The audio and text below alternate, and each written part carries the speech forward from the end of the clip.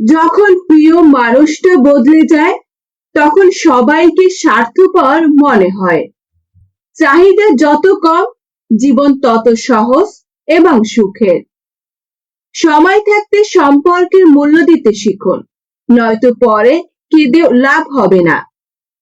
কুকুরের বাঁকা লেজ যেমন কোনোদিন সোজা করা যায়নি, ঠিক তেমনি কিছু মানুষের সাথে যতই ভালো ব্যবহার করো না কেন, তাদের কাছে কোনোদিন ভালো হওয়া যায় না। যদি কাউকে কষ্ট দাও আর সে যদি চুপ থাকে, তবে এর নীরবতাকে ভয় করো, কারণ এর বিচার স্বয়ং রব করবেন। কাউকে না পেলে জীবন কখনো শেষ হয় না, কিন্তু কাউকে পেয়ে তাকে আবার হারালে জীবনে আর বাকি কিছু থাকে না।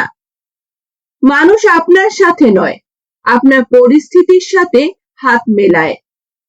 নিজের সমস্যাগুলোর কথা মানুষকে নয়, রবকে বলুন।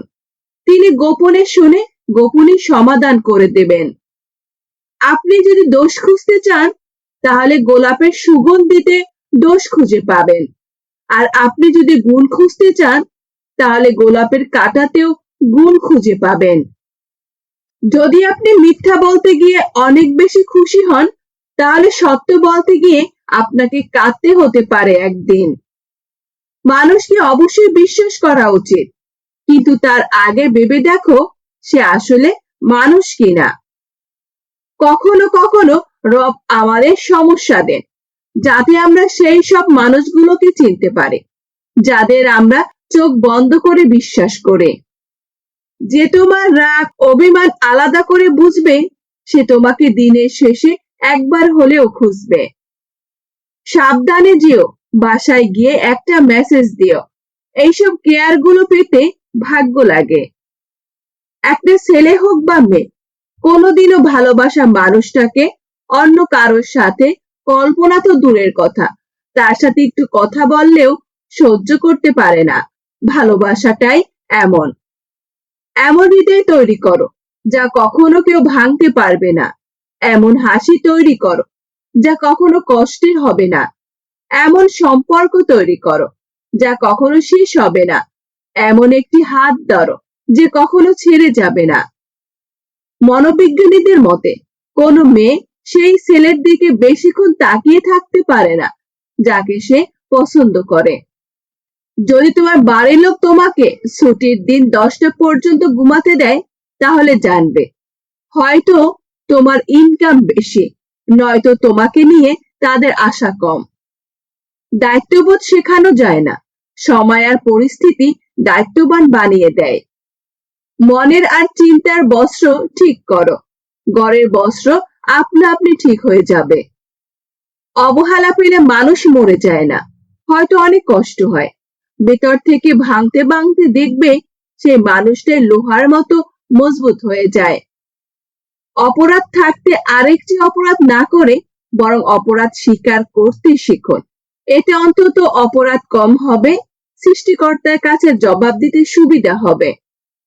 সবাই ভালো ব্যবহারের যোগ্য হয় না। যে যেমন তার সাথে তেমন আচরণ করা উচিত, এটা সভ্যতা নয়, প্রয়োজনীয়তা। সবাইকে নিজের কষ্ট দেখাতে যেও না।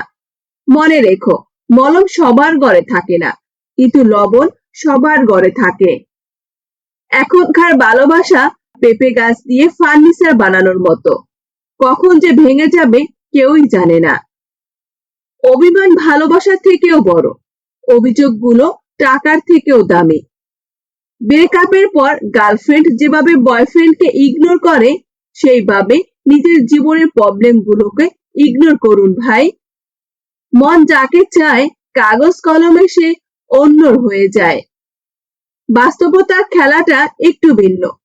প্রিয় মানুষগুলো হৃদয়ে থাকলেও ভাগ্যে থাকে না, আর ভাগ্যে থাকলেও হৃদয়ে থাকে না।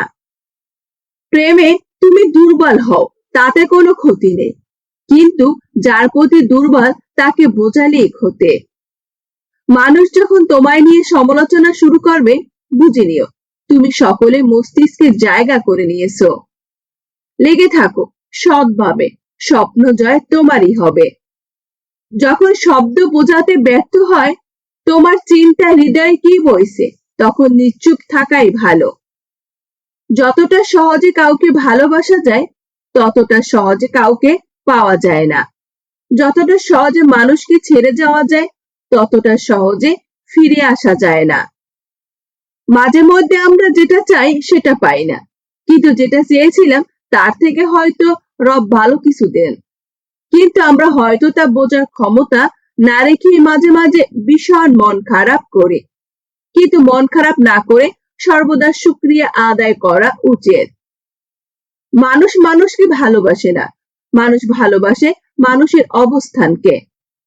স্বামীর দুর্ব্যবহার স্ত্রীকে মানসিকভাবে ধ্বংস করে দেওয়ার জন্যই যথেষ্ট। সত্যিকারের প্রিয় মানুষ ব্যস্ত থাকলেও খোঁজ নেবে, আর প্রিয় সেজে থাকা মানুষগুলো অবসরে থাকলেও ব্যস্ততা দেখাবে। যে চায় সে পায় না, আর যে পায় সে অবহেলা করে, এটাই বাস্তব। মনের কথাগুলো শুনতে মনের মতো মানুষ লাগে। সবকিছু নির্ভর করে পরিস্থিতির উপর।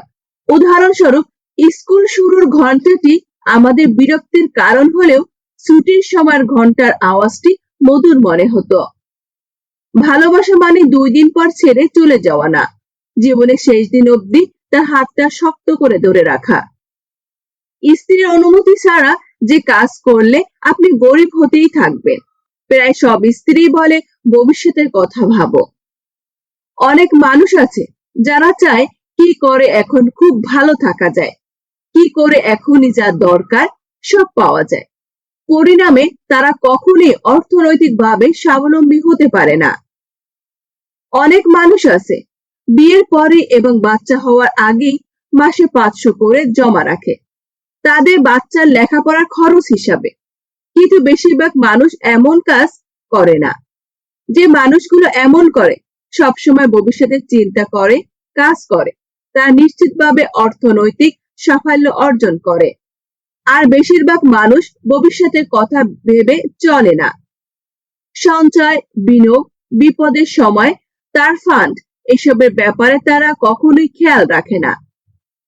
যার ফলে যা হওয়া তাই দরিদ্রতার পিছু ছাড়ে না। মনে রাখবেন, সম্পদ দেওয়া ও নেওয়ার মালিক উপরওয়ালা, আপনাকে কাজ করে যেতে হবে। ট্যাপ বন্ধ করলে শুধু ট্যাপ বন্ধ হয়, জল নয়। গড়ি বন্ধ করলে শুধু গড়ি বন্ধ হয়, সময় নয়। প্রদীপ নিভিয়ে দিলে শুধু প্রদীপ নিভে যায়, আলো নয়। মিথ্যা আড়াল করলে মিথ্যা লুকায়, সত্য নয়। ভালোবাসলে ভালোবাসা পাওয়া যায়, ঘৃণা নয়। দান করলে বড়লোক হওয়া যায়, গরিব নয়। সফলতার 8টি সূত্র। নাম্বার 1, নিজের উপর বিশ্বাস রাখো। নাম্বার 2, নিজেকে সফল লোকের মাঝে রাখো। নাম্বার 3, সব সময় ছাত্র থাকো, নতুন কিছু শেখার জন্য। নাম্বার 4, যা করছো আনন্দের সাথে করো। নাম্বার 5, না বলতে শেখো। নাম্বার 6, কৃতজ্ঞতা স্বীকার করো, আজ তোমার যা আছে তার জন্য। নাম্বার 7, অন্যর উপদেশ নেওয়ার জন্য নিজেকে তৈরি করো। নাম্বার 8, ধৈর্যশীল হও। ভিডিওটি ভালো লাগলে প্লিজ একটি লাইক করবেন, কারণ আপনাদের একটি লাইক আমাদের পরবর্তী ভিডিও বানাতে উৎসাহ যোগায়। ভালো থাকবেন, সুস্থ থাকবেন। আল্লাহ হাফেজ।